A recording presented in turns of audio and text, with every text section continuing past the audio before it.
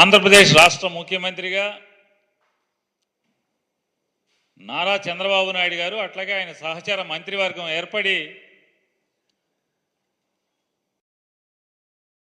సుమారుగా 35 రోజులు పూర్తయింది.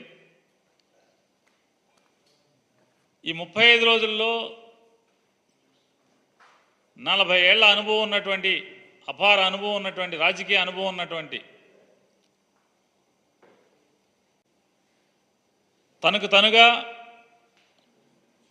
భారతదేశంలో నా అంత అనుభవజ్ఞుడు ఎవరూ లేరని చెప్పి స్వయం ప్రకటిత అనుభవదారుగా చంద్రబాబు నాయుడు గారు తనకు తాను ప్రకటించుకుంటుంటారు. అంత అపార అనుభవం ఉన్నటువంటి లేదా ముఖ్యమంత్రిగా విశేష అనుభవం గడించాను, నా అంత అనుభవం ఉన్నటువంటి లేతే నేను పనిచేసిన అన్ని రోజులు పనిచేసిన ముఖ్యమంత్రి కూడా ఎవరూ లేరని చెప్పని చెప్పుకునేటువంటి నారా చంద్రబాబు నాయుడు గారు ఎక్కి 35 రోజులైతే ఈ ఆంధ్రప్రదేశ్ రాష్ట్రంలో ఈ 35 రోజుల్లో ఏం మారింది? కొత్తగా ప్రభుత్వం వడివడిగా తన అపార అనుభవంతో ఏం అడుగులు ముందుకేయించారు? ఈ 35 రోజుల్లో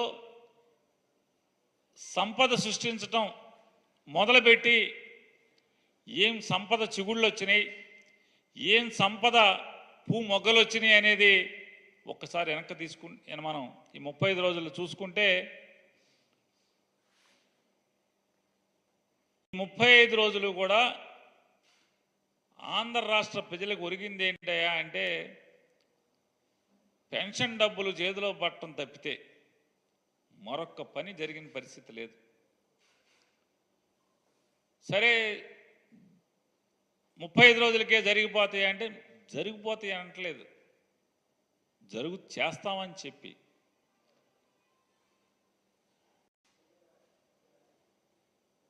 జగన్మోహన్ రెడ్డి గారిని తిడతం తప్పితే, జగన్మోహన్ రెడ్డి గారిని దూషించడం తప్పితే ఒక్క మంచి మాట లేకపోతే తను చెప్పిన ఒక్క మాటను నెరవేర్చే కార్యక్రమాన్ని కూడా శ్రీకారం చుట్టలేదు.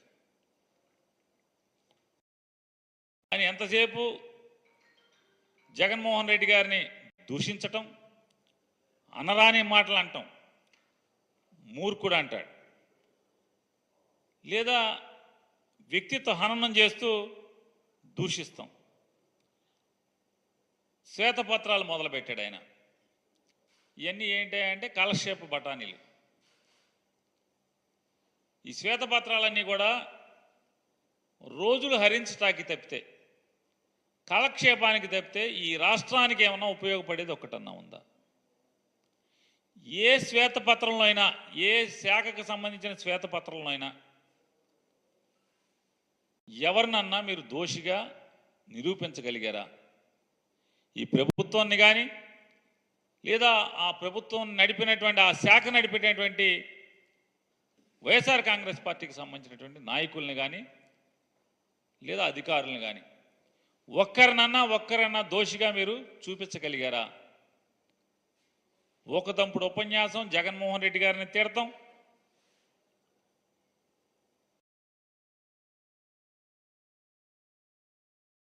ఆయన మాటలేమో కోటలు దాటుతున్నాయి.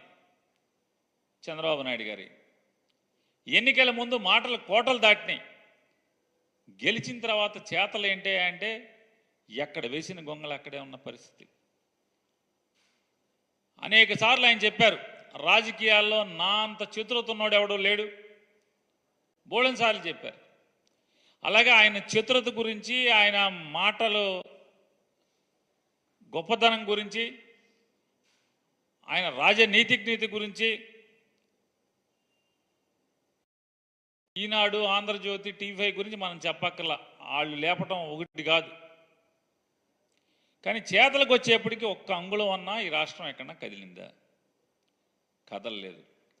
ఈ కదలకపోగా శ్వేతపత్రాలు ఇచ్చేప్పుడు పోలవరం శ్వేతపత్రం ఇచ్చారు. ఒక విలేకరు గారు అడిగారు అమాయకంగా, అంటే ఈనాడు, ఆంధ్రజ్యోతి, టీవీ5లో వచ్చినాయన్నీ నిజం అనుకుని ఈయన ఈరుడు సూర్యుడు అనుకుని ఏం చెప్పాడు, సార్ పోలవరం మీరు అప్పటికే 72% కట్టేసా అని చెప్తున్నారు కదా, మిగతా 28% ఎప్పుడు పూర్తి చేస్తారండి, మీరే మొత్తం మీరు కట్టారుగా ఇప్పుడు దాకా 72% అంటే, ఎవడో తెలుసు ఎప్పుడు పూర్తవుద్దో నాకే తెలియదు అంటాడు. 40 ఏళ్ళ ఇండస్ట్రీ, 14 ఏళ్ళ ముఖ్యమంత్రి అని చెప్తారు, 4వసారి ప్రమాణ స్వీకారాన్నేమో డబ్బాలు కొట్టి రాసుకుంటారు, పోలవరం శ్వేతపత్రం ఇచ్చేస్తాకెళ్ళి పోలవరం చూస్తానికి వెళ్తారు, పోలవరం ఎప్పుడు పూర్తవుద్దంటే ఏమో నాకేం తెలుసు అంటాడు. ఇది ఈయన అనుభవం. అది అయిపోయిన తర్వాత అమరావతి వెళ్తారు, అమరావతి మొత్తం తిరుగుతారు, విలేకరు గారు అడుగుతారు, సార్ అమరావతి ఎప్పుడు పూర్తి చేస్తారు సార్, ఎంత ఖర్చు అవుద్దని చెప్పని. ఏం మాట్లాడతారు, నిన్ను అడగాలి ఇవన్నీ కూడా, నిన్ను కూర్చోబెట్టి ఇక్కడ అడిగితే అప్పుడు చెప్తావు సమాధానం. అతను విలేకరు ఉద్యోగం అతనిది, అతన్ని అక్కడ కూర్చోబెట్టితే మరి రాజీనామా చేసి కూర్చోబెట్టాల్సింది కదా విలేకరు గారిని. కూర్చోబెడితే ఏమని చెప్పేవాడేమో, ఆయన ఓ రోజంతా అమరావతి అంతా తిరిగి చెప్పేవాడేమో ఇంత ఇన్నాళ్ళలో పూర్తి చేస్తా, లేకపోతే అవుద్దా అని. అమరావతి అవుతుందా అవదా? ఇంతమంది అమాయకుల్ని ఆశ పెట్టారు కదా, ఇవాళ రండి కొత్తగా ఇక్కడ పెట్టుబడులు పెట్టండి అని పిలుస్తున్నారు కదా. ఇవన్నీ కూడా తూచి కార్యక్రమాలు. అలాగే విద్యుత్ శాఖ మీద శ్వేతపత్రం ఇచ్చారు. ఆ శ్వేతపత్రం రోజు కూడా విలేకరులందరూ మిత్రులందరినీ కూడా పిలిచారు. అన్ని జగన్మోహన్ రెడ్డి గారి మీద అసత్యాలు చెప్పారు, లేని అప్పులు చెప్పారు, పాపాలు అప్పులు చేసిందేమో ఆయన చేసేసి. ఒక విలేకరు గారు అడిగారు, ఏమండి మీరు నాణ్యమైన విద్యుత్ని రేటు పెంచకుండా రేట్లు తగ్గించిస్తా అని చెప్పారు కదా అంటే, వెంటనే ఆ విలేకరు మీద రివర్స్ అయిపోయారు. ఏం మాడుతున్నాను, ఎవడు చెప్పాడు, ఆయన చెప్పానా? ఆయనే చెప్పాడు. ట్రూ అప్ ఛార్జెస్ లేకుండా జగన్మోహన్ రెడ్డి గారు ట్రూ అప్ ఛార్జెస్ పేరుతో కరెంటు రేట్లు పెంచకుండా ట్రూ అప్ ఛార్జెస్ మీద మీ మీద భారం వేసి మీ మీద విపరీతంగా బాదుతున్నాయని చెప్పని, బాదుడు అని చెప్పని ఊరు తిరిగారు, పేట తిరిగారు, సందు తిరిగారు, గొంతు తిరిగారు. తండ్రి కొడుకులు ఇద్దరు, ఈ తెలుగుదేశం నాయకులందరూ కూడా, ఇవాళ ఎమ్మెల్యేలు మంత్రులైన వాళ్ళందరూ కూడా తిరిగారు. పవన్ కళ్యాణ్ గారు కూడా చెప్పారు, విద్యుత్ ఛార్జీలు బాగా పెరిగిపోతున్నాయి, మన చంద్రబాబు నాయుడు గారిని గెలిపించుకుందాం, విద్యుత్ ఛార్జీలు తగ్గిద్దామని. ఈయనంటాడు శ్వేతపత్రం ఇచ్చి, ఎవడు చెప్పాడు నేను తగ్గిస్తా అని చెప్పానా అంటాడు. ఆల్రెడీ వీళ్ళు జూన్ 4ని గెలిచారు, 12 తారీఖు దాకానేమో 8 రోజులనేమో రిమోట్ కంట్రోల్తో పరిపాలించారు, 12వ తారీఖు నుంచేమో తెర మీదకి వచ్చారు. మరి ట్రూ అప్ ఛార్జెస్ ఏమో వచ్చేస్తున్నాయి కరెంట్ బిల్లులో. మరి ఎన్నికల ముందు మీరు ప్రజలకు ఏం చెప్పారు? కరెంటు ఛార్జీలు పెంచమని చెప్పారు. జగన్మోహన్ రెడ్డి అయితే మిమ్మల్ని బాధేస్తున్నాడు, బాదుడే అన్నారు కదా. మరి ఆ బాదుడు మరి మీరు బాదుతున్నారు కదా, అంటే జగన్మోహన్ రెడ్డి గారు చేసింది కరెక్ట్ అనే కదా. ఇవాళ పవన్ కళ్యాణ్ గారు రోజుకి 3 రూపాయలు చెత్త ఎత్తినందుకు డబ్బులు కలెక్ట్ చేయండి అని చెప్పారు. చెప్పినట్టుగా ఈనాడు, ఆంధ్రజ్యోతి పేపర్లో చూసాం. ఊరు బాగుండాలి, స్వచ్ఛంగా ఉండాలి, పరిసరాలు అద్భుతంగా తయారవ్వాలి, అనారోగ్యాలు ఉండకూడదు, ఆరోగ్యవంతమైన పరిసరాల కోసం చెత్త ఎప్పటికప్పుడు ఎత్తేయాలి, ఇంటికి 3 రూపాయలు కలెక్ట్ చేయండి అని చెప్పారు. మరి జగన్మోహన్ రెడ్డి గారు ఏం చెప్పారు? అదే కదా. ఆయన 30 రూపాయలు 60 రూపాయలే కదా. మరి మీరేమో 90 రూపాయలు కలెక్ట్ చేయమని చెప్తున్నారు కదా. మీరు అపోజిషన్లో ఉన్నప్పుడేమో చెత్త మీద పన్ను వసూలు చేస్తారా? చెత్త ముఖ్యమంత్రి అని ఒకడు, చెత్త నా కొడుకు అని ఒకడు. మరి మిమ్మల్ని ఏమనాలి ఇప్పుడు? అదే చెత్త పన్నుని కొనసాగిస్తున్నటువంటి ఈ రోజుకి మీరెక్కి 35 రోజులైంది. చెత్త పన్ను ఎక్కడన్నా ఆపారా? ఏ ఊర్లో ఉన్నా ఆపారా, ఏ మున్సిపాలిటీలో ఉన్నా ఆపారా? చెత్త పన్ను ఆపలేదు కదా. ఆపకపోగా అద్భుతం ఇది చెత్త పన్ను అనేది. ఇది జగన్మోహన్ రెడ్డి గారు రోజుకి రూపాయి, 2 రూపాయలు వసూలు చేశాడు. కాదు 3 రూపాయలు వసూలు చేయండి అని మీరే చెప్తున్నారు. జగన్మోహన్ రెడ్డి రూపాయి, 2 రూపాయలు వసూలు చేశాడు రోజుకి, మనం 3 రూపాయలు వసూలు చేద్దామని చెప్తున్నారు. జగన్మోహన్ రెడ్డి గారు అధికారంలో ఉండి ఇదే పని చేసినప్పుడేమో చెత్త నా కొడుకు, చెత్త ముఖ్యమంత్రి అన్నారు. మరి మీరందరూ ఎవరు అని అడుగుతున్నప్పుడు నేను చెత్త పన్ను రోజుకు రూపాయి, 2 రూపాయలు వసూలు చేసినందుకు జగన్మోహన్ రెడ్డి గారు చెత్త నా కొడుకు, చెత్త ముఖ్యమంత్రి అయితే మరి మీరందరూ ఎవరు?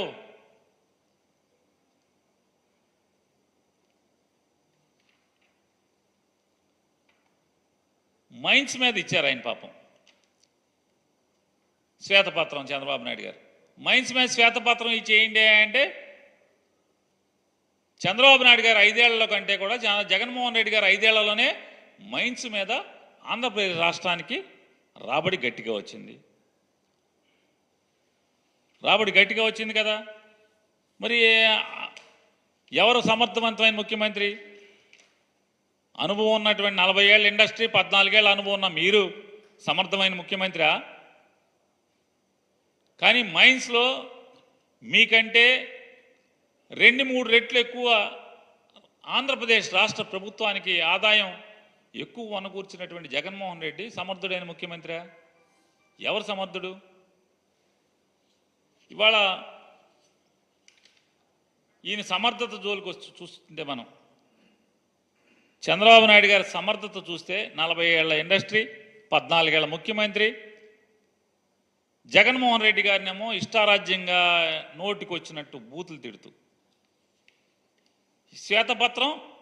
శ్వేతపత్రంలో 4 అబద్ధాలు, 10 జగన్మోహన్ రెడ్డి గారిని బూతులు తిడతాం.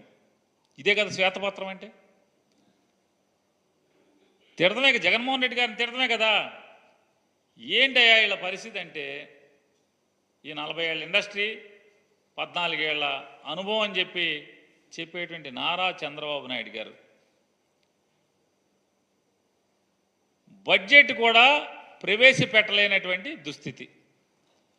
ఆంధ్రప్రదేశ్ రాష్ట్రానికి 2024-25 సంవత్సరానికి, ఆర్థిక సంవత్సరానికి బడ్జెట్ కూడా ప్రవేశపెట్టలేనటువంటి దుస్థితిలో వీళ్ళ అనుభవం ఉంది. ఎందుకు వచ్చింది? మీ అనుభవం ఏం చేసుకుంటాకి? ఏమైనా అక్కడికి వచ్చిందా? బడ్జెట్ ప్రవేశపెట్టలేని పరిస్థితి కదా మీది. 2019లో మే 30వ తారీఖున జగన్మోహన్ రెడ్డి గారు ఒక్కడే ప్రమాణ స్వీకారం చేసి, జూన్ 8వ తారీఖున జగన్మోహన్ రెడ్డి గారి ప్రభుత్వం మంత్రులందరూ కూడా ప్రమాణ స్వీకారం చేసి, అంటే జూన్ 8వ తారీఖున జగన్మోహన్ రెడ్డి గారు మంత్రివర్గ ప్రమాణ స్వీకారం చేస్తే, మే 30న జగన్మోహన్ రెడ్డి గారు ముఖ్యమంత్రిగా ప్రమాణ స్వీకారం చేస్తే, జూలై 12వ తారీఖున అసెంబ్లీలో బడ్జెట్ ప్రవేశపెట్టాడు కదా. జగన్మోహన్ రెడ్డి గారికి ఏం అనుభవం లేదు కదా. అనుభవం లేకపోయినా ప్రవేశపెట్టారు. ఆ రోజు ఇవాళ ఎన్నికల ముందేమో డబ్బులు ఎక్కడి నుంచి వస్తాయి, జగన్మోహన్ రెడ్డి గారి కన్నా ఎక్కువ హామీలు ఇస్తున్నారు కదా, ఆయన ఉన్నప్పుడేమో శ్రీలంక అయిపోద్దని చెప్పారు కదా. ఈ హామీలు ఎక్కడి నుంచి వస్తాయంటే సంపద సృష్టిస్తాం, సంపద సృష్టించి ఆ సంపద ద్వారా మేము జనాలకి మేము ఇచ్చిన హామీలు నెరవేరుస్తామని చెప్పినటువంటి వాళ్ళు ఇవాళ రోజు మంత్రులకి, ఆయన క్యాబినెట్లో కూడా ఇవాళ చెప్తున్నా అంట, అందరికీ చెప్పండి ప్రజలకి డబ్బులు లేవు, ఖజానాలో డబ్బులు లేవు అని చెప్పని. ఇది కూడా మోసమే. ఈ సంవత్సరం జూన్ 12వ తారీఖున చంద్రబాబు నాయుడు గారు ముఖ్యమంత్రిగా ప్రమాణ స్వీకారం చేసేటువంటి 2 రోజులు 48 గంటల ముందు కేంద్ర ప్రభుత్వం నుంచి డబల్ డెవల్యూషన్ ద్వారా 5,600 కోట్ల చిల్లర రూపాయల డబ్బులు ఆంధ్రప్రదేశ్ రాష్ట్ర ఖజానాలోకి వచ్చి పడిన మాట వాస్తవమా కాదా? అంటే జూన్ 12వ తారీఖున చంద్రబాబు నాయుడు గారు ఆయన ప్రభుత్వం మంత్రిమండలి కలిసి ప్రమాణ స్వీకారం చేస్తే, ప్రభుత్వం ఏర్పాటైతే అప్పటికి 48 గంటల ముందు 5,600 చిల్లర కోట్ల రూపాయలు డబల్ డెవల్యూషన్ ద్వారా కేంద్ర ప్రభుత్వం నుంచి ఈ రాష్ట్రానికి రావాల్సినటువంటి నిధులు వచ్చి జమ అయినాయి కదా. ఎలా వచ్చినాయి? డబల్ డెవల్యూషన్ ద్వారా అంటే గడిచిన ప్రభుత్వం అంతకు ముందు సంవత్సరం ఏప్రిల్ 1వ తారీఖు నుంచి మార్చి 31వ తారీఖు దాకా వసూలు చేసినటువంటి రెవెన్యూ వసూళ్లలో కేంద్ర ప్రభుత్వం దగ్గర జమ అయితే ఆ జమ అయినటువంటి వాటిల్లో రాష్ట్ర జనాభా దామాషా మేరకు కేంద్ర ప్రభుత్వం పంపించాల్సినటువంటి డబ్బులు అంటే జగన్మోహన్ రెడ్డి గారి ప్రభుత్వం సంపాదించినటువంటి డబ్బులు 5,600 కోట్ల రూపాయలు కేంద్ర ప్రభుత్వం నుంచి ఆంధ్రప్రదేశ్ రాష్ట్ర ఖజానాలోకి వచ్చి పడినాయి. కానీ 2019 మే 30న జగన్మోహన్ రెడ్డి గారు ప్రమాణ స్వీకారం చేసే రోజుకి ఏంటయ్యా ఆంధ్రప్రదేశ్ రాష్ట్ర ఖజానా చంద్రబాబు నాయుడు గారు ఇచ్చెళ్ళిందే అంటే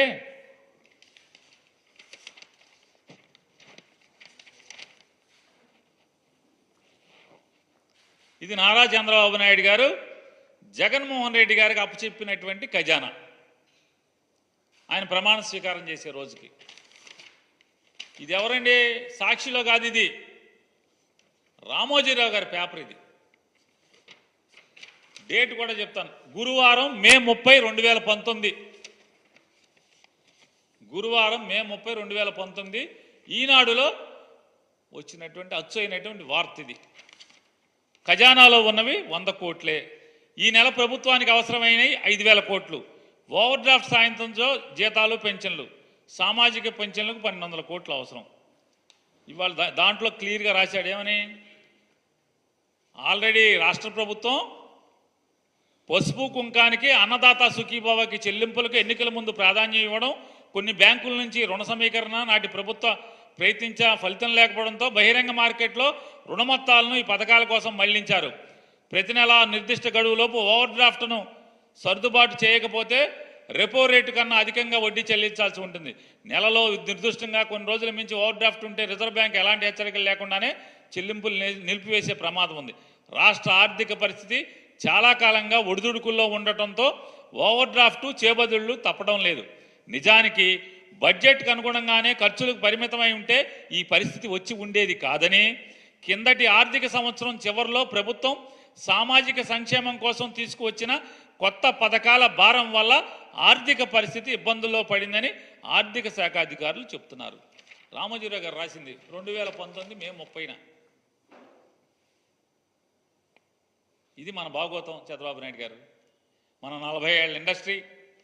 ఇవాళ జగన్మోహన్ రెడ్డి గారు అనుభవం లేనటువంటి ముఖ్యమంత్రిగా 5 ఏళ్లు పనిచేసినటువంటి జగన్మోహన్ రెడ్డి గారు చంద్రబాబు నాయుడు గారు ప్రమాణ స్వీకారం చేసే 48 గంటల ముందు 5,655.72 కోట్ల రూపాయలు ఇవాళ జమ అయినాయి.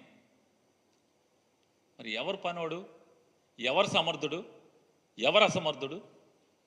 ఇవాళ బడ్జెట్ ఎందుకు ప్రవేశపెట్టలేదు మీరు? కొంతమంది ఏమో ఓటాన్ అకౌంట్ అంటారు, కొంతమంది ఏమో ఆర్డినెన్స్ అంటారు. ఈలోపు ఒక ఆయనేమో మీ పాత ఆర్థిక శాఖ మంత్రి ఒక ఆయన ఉన్నాడు, యనమల రామకృష్ణుడు గారు.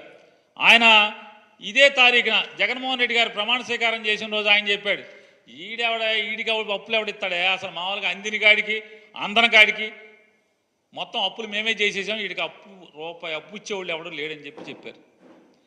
రిజర్వ్ బ్యాంకుకి దీంట్లో కూడా రాశారు. రిజర్వ్ బ్యాంకుకి కాగితం ఇచ్చారు, మళ్ళీ వచ్చే నెలలో మేము అప్పుకు రాము అని కూడా రాసి ఇచ్చారు. ఇన్ రైటింగ్ చంద్రబాబు నాయుడు గారి ప్రభుత్వం ఇన్ రైటింగ్ మేము మళ్ళీ అప్పుకు రాము అని కూడా రాసిచ్చినట్టుగా కూడా రామోజీరావు గారు కూడా చెప్పారు. అంటే జగన్ గారు ఎక్కేప్పటికీ ఎక్కిన నెలలో మేము అప్పుకు రామని చెప్పని ఆర్బీఐకి లెటర్ రాసి ఇచ్చేళ్ళారు చంద్రబాబు నాయుడు గారు. మరి ఇవాళ జగన్మోహన్ రెడ్డి గారు 5,655.72 కోట్ల రూపాయలు ఇవాళ ఆయన గల్లాపెట్టులో ఇచ్చి మీకు అప్పచెప్తే ఇవాళ మీరు అర్థం కాని పరిస్థితి, కింద మీద అయ్యే పరిస్థితి. ఇవాళ 40 ఏళ్ల అనుభవం. ఎక్కంగానే ఒక ఆయన ఆర్థిక శాఖ ముఖ్య కార్యదర్శికి వేశారు. 19 రోజులకే ఆ శాఖ కార్యదర్శిని పీకేశావు, ఆర్థిక శాఖ కార్యదర్శి. ఏది చంద్రబాబు నాయుడు గారు మీ అనుభవం ఇదేనా? మీరు ఏరి కోరి వేసుకున్నటువంటి ఆర్థిక శాఖ ముఖ్య కార్యదర్శిని 19 రోజులకి ట్రాన్స్ఫర్ చేసేశారు. ఎందుకు ట్రాన్స్ఫర్ చేశారు? ఇప్పుడు బడ్జెట్ ఎందుకు పెట్టలేకపోతున్నారు? నాకైతే కొనపడేది ఒకటే, ఎన్నికల ముందు వరకు జగన్మోహన్ రెడ్డి గారి మీద విషం ఎక్కిచ్చారు, విషం చిమ్మారు. ఈనాడు, ఆంధ్రజ్యోతి, TV5, మీరు, పవన్ కళ్యాణ్ గారు అందరూ కలిసి, ఆఖరికి బీజేపీ వాళ్ళతో సహా పురంధేశ్వరి గారు కలిసి ఏమని 15 లక్షల కోట్ల రూపాయలు అప్పులు చేశాడు జగన్మోహన్ రెడ్డి గారు అని చెప్పని. ఇవాళ రేపు బడ్జెట్ ప్రవేశపెడితే మీకు చెప్పాలి కదా, ఎలక్షన్లు అయ్యి 30 రోజులు అయింది, 35 రోజులు. ఇప్పుడు రేపు మీరు బడ్జెట్లో చెప్పాలి జగన్మోహన్ రెడ్డి గారు దిగేప్పటికీ అప్పు ఎంత ఉందని.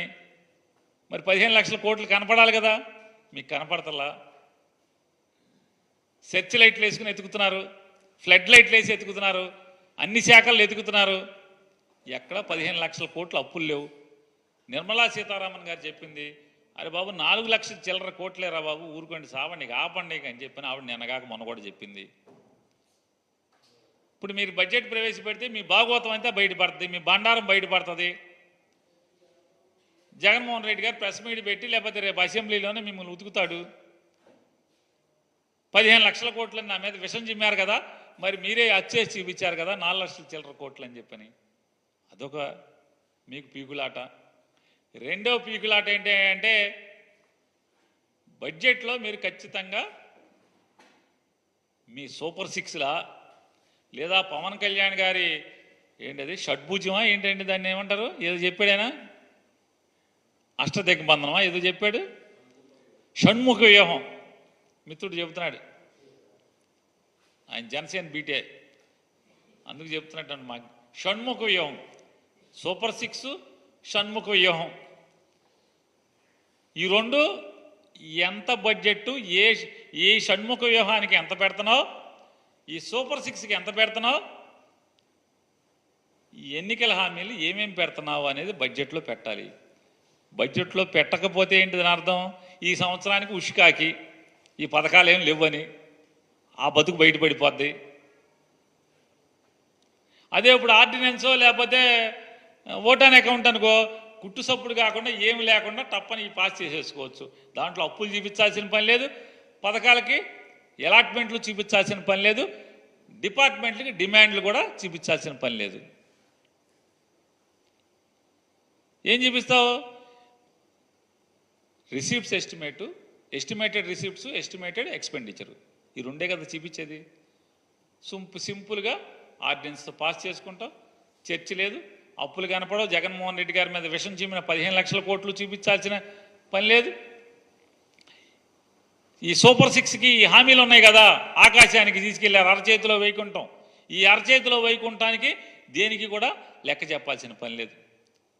సో మామూలుగా బడ్జెట్ పెడితే ఖచ్చితంగా ఏ పథకానికి ఎంత ఎలకేట్ చేస్తున్నావు అనేది దాంట్లో చెప్పాలి.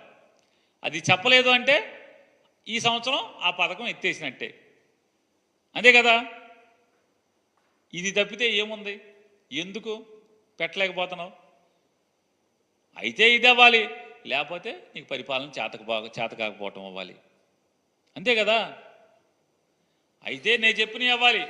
ఒకటి, జగన్మోహన్ రెడ్డి గారు అంటే ఫుల్ బడ్జెట్ పెట్టాలంటే జగన్మోహన్ రెడ్డి గారి ప్రభుత్వం ఎంత అప్పులు చేసిందో చెప్పాలి. ఆ అప్పులేం 15 లక్షల కోట్లు కనపడతలేదు. అవి పెట్టకపోతే మన బతుకు బస్టాండ్ అయిపోద్ది, అలరైపోతాం. జగన్మోహన్ రెడ్డి గారిని అన్యాయంగా అన్నామని జనానికి తెలిసిపోతుంది, విషం చిమ్మామని జనానికి తెలిసిపోద్ది. రెండోది, ఈ సూపర్ 6లకి షణ్ముఖ వ్యూహాలకి ఎలకేషన్స్ పెట్టాలి, లేకపోతే ఈ సంవత్సరం ఎత్తేసినట్టే మీరు అఫీషియల్గా డిక్లరేషన్ అవుతుంది. కాబట్టి గుట్టుగా జనాల్ని ఇంకా నమ్మించుకుంటూ మోసాలు చేసుకుంటూ కాలం వెళ్ళదీసే కార్యక్రమం తప్పితే, నేను ఛాలెంజ్ చేస్తాను, సమాధానం చెప్పండి. ఈ తప్పితే ఏముంది? మీరు జగన్మోహన్ రెడ్డి గారిని తిడతం తప్పితే మీరు ఏం చేస్తున్నారు? ఇసుక అయిపోయింది కదా, ఉచిత ఇసుక కొండెక్కింది కదా, కొండెక్కేసింది. తల్లికి వందనం కింద మీద అవుతున్నారు కదా, ఒక కాగితం ఇచ్చారు, దాన్ని పేక పట్టుకుంటేనేమో అబ్బే తూచి అది కాదు ఇది కాదు ఇది కాదు అన్నారు. ఏది కాదు? కాబట్టి ఇవన్నీ ఆయన, ఇది మళ్ళీ సర్కస్ గవర్నమెంట్. ఇది ఎంత సర్కస్ గవర్నమెంట్ అంటే ఆర్టీసీ ఏమో ఒక మంత్రి చూస్తాడు. ఆర్టీసీ ఒక మంత్రి చూస్తాడు. అతను ఆర్టీసీ గురించి మాట్లాడ్డాడు. ఇంకొక మంత్రి ఉన్నాడు, ఆయన ఏమో ఆర్టీసీ గురించి ట్వీట్ చేస్తాడు. ఆగస్టు 15 నుంచి ఆర్టీసీ ఉచితం అంటాడు. ముఖ్యమంత్రి కానీ రవాణా శాఖ మంత్రి కానీ ఉండదు. అంటే ఇది ఒక కంగారు గవర్నమెంట్. ఎవడెవడు ఏం చేస్తున్నాడో ఎవడికి ఏంటో అర్థం కాని పరిస్థితి. ఎవరి శాఖ ఏంటో తెలీదు. అట్లాగే జగన్మోహన్ రెడ్డి గారి ప్రభుత్వం అసైన్మెంట్ ల్యాండ్లని ఫ్రీ హోల్డ్ పేరుతో దోచుకున్నారు, 1000 ఎకరాలు దళితుల భూములు దోచుకున్నారని చెప్పి చంద్రబాబు నాయుడు గారు ఒక బురదేశ కార్యక్రమాన్ని, విషం చిమ్మే కార్యక్రమాన్ని నిన్న తెరలు తీశాడు ఆయన. నేను చంద్రబాబు నాయుడు గారిని ఛాలెంజ్ చేస్తాను. నీ గవర్నమెంట్ నీ చేతిలో ఉంది చంద్రబాబు నాయుడు గారు. ఎవరి పేరు మేంచి ఎవరి పేరు మీదకి ఆ ఫీల్డ్ ఫ్రీ హోల్డ్ ల్యాండ్ బదిలీ అయింది. ఏ వైఎస్ఆర్ కాంగ్రెస్ పార్టీ ఎమ్మెల్యే, ఏ వైఎస్ఆర్ కాంగ్రెస్ పార్టీ మంత్రి, ఏ వైఎస్ఆర్ కాంగ్రెస్ పార్టీ నాయకుడు దళితుల భూముల్ని ఫ్రీ హోల్డ్ చేశాక బదలాయింపు చేసుకున్నాడో చేయి, రుజువు చేయి.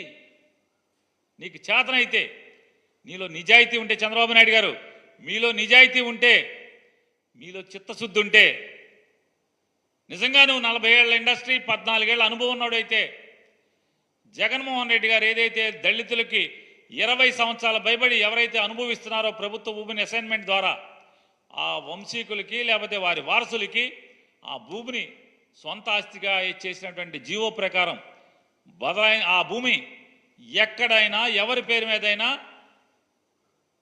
వైఎస్ఆర్ కాంగ్రెస్ పార్టీ ఎమ్మెల్యే పేరు మీద కానీ మంత్రి పేరు మీద కానీ బదలాయింపు, జగన్మోహన్ రెడ్డి గారి పేరు మీద కానీ వాళ్ళ కుటుంబ సభ్యుల పేరు మీద కానీ బదలాయింపు అయిందా చూపించు. ప్రభుత్వం మీదే కదా, మీ చేతిలో ఉంది కదా. ఈ తప్పుడు మాటలు ఎందుకు చంద్రబాబు నాయుడు గారు? అసత్యాలు ఎందుకు చెప్పాలి కదా. కేవలం బట్ట కాల్చి మొహం మీద వేయటం తప్పితే, ఎన్నికల ముందు ఏ రకంగా అయితే విషం చిమ్మారో అదే విషం చిమ్మే కార్యక్రమాన్ని ఇంకా కొనసాగింపు తప్పితే. ఎస్, మీలో కలేజా ఉంటాయి, మీలో సత్తా ఉంటాయి, మీలో అనుభవం ఉందని చెప్పని మీరు ఏదో అనుకుంటున్నారు కదా. మీ అనుభవం ఉందే నిజమైతే ఈ సమాజం ముందు పెట్టండి. జగన్మోహన్ రెడ్డి గారి ప్రభుత్వం ఏ దళితుల భూమి, ఏ ఎమ్మెల్యే, ఏ మంత్రి బదలాయించుకున్నాడో పెట్టాలి కదా. స్టాంప్స్ అండ్ రిజిస్ట్రేషన్ నీ దగ్గరే ఉంది కదా, నీ ప్రభుత్వమే కదా. రెవెన్యూ డిపార్ట్మెంట్ కూడా మీ ప్రభుత్వమే కదా. ఎందుకు చేయలేకపోతున్నారు? ఊరికే భూములు దోచుకున్నారు ఎందుకు మాట్లాడుతున్నారు? ఆధారాలతో సహా కదా మీరు చెప్పాల్సింది. ఎందుకు చెప్పలేకపోతున్నారు? ఏం చేయాలో అర్థం కాదు. అలవ కాని హామీలు ఇదే మరి. 5-10 కుర్రాడితో పోటీ పడి ఆ కుర్రాడిని నాశనం చేయటం కోసం విషం చిమ్మి దుష్ప్రచారం చేసి జనం మెదడులోకి విషాన్ని ఎక్కించి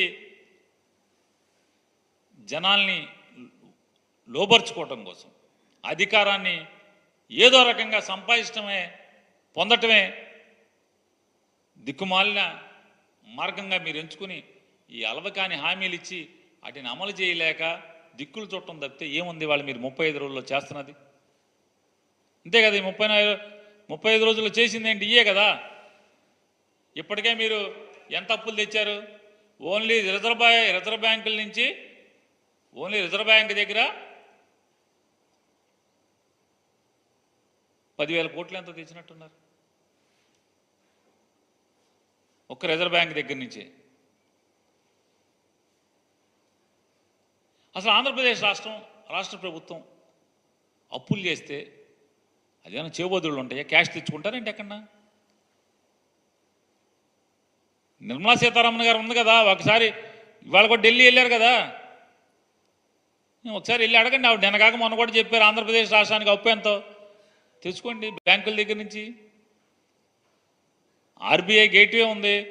ఆర్బీఐ గేట్వే ద్వారా కాకుండా ఎక్కడి నుంచైనా అప్పు తెచ్చే అవకాశం ఉందా రాష్ట్ర ప్రభుత్వాలు? అన్నీ బ్యాంక్ ట్రాన్స్ఫర్లే కదా, తీసుకోండి. ఇవన్నీ జగన్మోహన్ రెడ్డి గారి మీద విషం చిమ్మటాకి 14 లక్షలు 15 లక్షల కోట్లని ఇవాళ అవి చూపించలేక తెల్లమొహాలేసి ఈ హామీలను అమలు చేయాలి, ఎట్టా అమలు చేయాలో అర్థం కాక నేల చూపులు, బిత్తర చూపులు, ఆకర్షణ చూడటం తప్పితే, జగన్మోహన్ రెడ్డి గారిని బూతులు తిడటం తప్పితే వేరే ఇంకేమనుందా? లేదు కదా. ఏమైంది నీ అనుభవం? ఎందుకు ఫుల్ బడ్జెట్ ప్రవేశపెట్టలేకపోతున్నావు? మోడీ గారు ఫుల్ బడ్జెట్ ప్రవేశపెడుతున్నాడు కదా. మోడీ గారు ఫుల్ బడ్జెట్ ప్రవేశపెడుతున్నాడు కదా. ఎక్కడ ఏ రాష్ట్రంలో అనాదిగా భారతదేశంలో రాష్ట్రాలు ఏర్పడిన దగ్గర నుంచి లేదా కేంద్ర ప్రభుత్వం ఏర్పాటైన దగ్గర నుంచి కూడా ఎన్నికల ముందు ఓటాన్ అకౌంట్ పెడతాం, ఎన్నికలైన తర్వాత వచ్చినటువంటి ప్రభుత్వం ఫుల్ బడ్జెట్ పెట్టేటువంటి సాంప్రదాయమే కదా. కొత్తగా ఎక్కడ జరగట్లేదు కదా అది. ఎందుకని ఫుల్ బడ్జెట్ పెట్టలేకపోతున్నారు? భారతదేశంలో ఇంత అసమర్థ ప్రభుత్వం ఎన్నికలైన తర్వాత కూడా ఫుల్ బడ్జెట్ ప్రవేశపెట్టలేనటువంటి రాష్ట్ర ప్రభుత్వం ఒక్క ప్రభుత్వం ఎక్కడ చూపించండి మీరు. 29 రాష్ట్రాల్లో ఒక్కటి లేదు. పోనీ కేంద్రంలో ఎప్పుడన్నా జరిగిందా? మన్మోహన్ సింగ్ గారు 10 ఏళ్ళు, మోడీ గారు 10 ఏళ్ళు, ఇప్పుడు 11 ఏడు. ఎప్పుడన్నా ఇది రక జరిగిందా? ఎక్కడ లేదు కదా. కాబట్టి మీ 40 ఏళ్ళ ఇండస్ట్రీ, 14 ఏళ్ళ అనుభవం ఈ రాష్ట్రానికి ఏం మేలు చేసింది, ఏం ఉపయోగపడింది?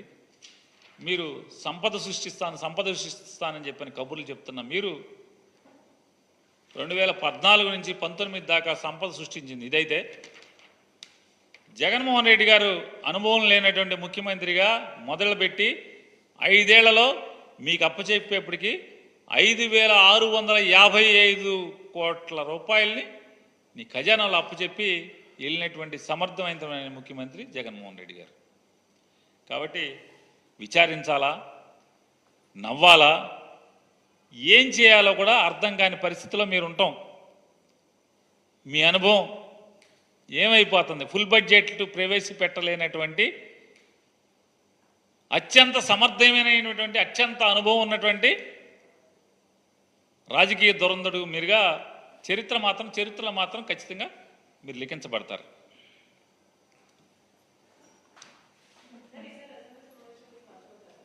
ఎందుకోరమ్మా? ఎమ్మెల్యే గారు కదా. మా 11 మంది ఎమ్మెల్యేలు అందరూ వెళ్తారు, జగన్మోహన్ రెడ్డి గారు కలిపే అందరూ వెళ్తారు. మీకు వద్దని ఉందేంటి?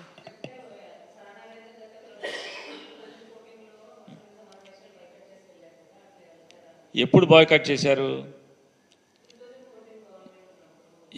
ఎప్పుడు బాయ్కాట్ చేశారని అసలు జగన్మోహన్ రెడ్డి గారు రాలేదా? 2 ఇయర్స్ తర్వాత కాదు, 2 ఇయర్స్ తర్వాత కాదు. అసెంబ్లీలో ప్రజాస్వామ్య విరుద్ధంగా ప్రతిపక్ష నాయకుడికి అసలు మైక్ అనేది ఇవ్వకుండా, అసలు మాట్లాడనివ్వకుండా, కేవలం జగన్మోహన్ రెడ్డి గారిని బూతులు తిడతాకి మాత్రమే ఎమ్మెల్యేలకి, మంత్రులందరికీ మైకులు ఇచ్చి కనీసం డిబేట్ చేయటానికి కూడా జగన్మోహన్ రెడ్డి గారికి మైక్ ఇవ్వని పరిస్థితిలో మేము బాయ్కాట్ చేసి మళ్ళీ మేము గెలిచే వస్తాం, ఇది అప్రజాస్వామ్యంగా మా గొంతు నొక్కుతున్నారు మీరని చెప్పని ఆ రోజు మేము బాయ్కాట్ చేయడం జరిగింది. అది కూడా ఎన్ని రోజుల తర్వాత? 3 ఏళ్ల తర్వాత, 3 సంవత్సరాల తర్వాత.